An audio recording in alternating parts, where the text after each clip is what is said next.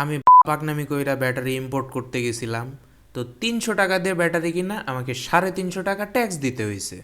কুরবানি দেখি কি নতুন গিফট পাঠালো ভোল্টেজ বিডি। প্রথমেই হাত পড়লো 60 ওয়াটের রিমোট কন্ট্রোল একটা এলইডি লাইটে। এটা রিভিউ আপনারা চান কি না বলেন। এরপর 4 চ্যানেলের ফাস্ট চার্জিং একটা কিউসি মডিউল।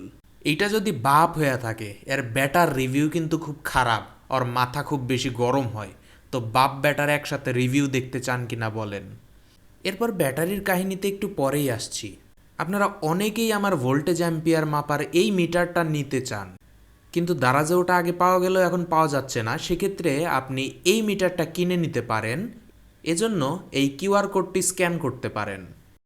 এইটা ভাই খুবই বেসিক একটা জিনিস, এইটার আমি আলাদা কোনো রিভিউ টিভিউ করতে পারবো না, আগেই বলে দিচ্ছি। আর এটা হলো দিন রাত্রি অনুসারে লাইট জ্বলা বা নেভানোর মডিউল। ভোল্টেজ বিডির এগুলো 2000 mAh ব্যাটারি, এবং আসলেই 2000 mAh ব্যাটারি ভাই।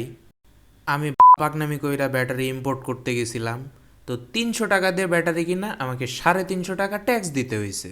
নতুন ব্যাটারি কেনার জন্য দেশের ভিতরেই ঠিক আছে ভাই, বাইরে যাওয়ার দরকার নাই। আপনারা এই কিউআর কোড স্ক্যান করে কিনে নিতে পারবেন। সরকারের অর্ধেক রাজস্ব মনে হয় ব্যাটারির ট্যাক্স থেকে আসে। যাই হোক, ভিডিও টিডিও আসবে, চ্যানেল সাবস্ক্রাইব করে রাখেন।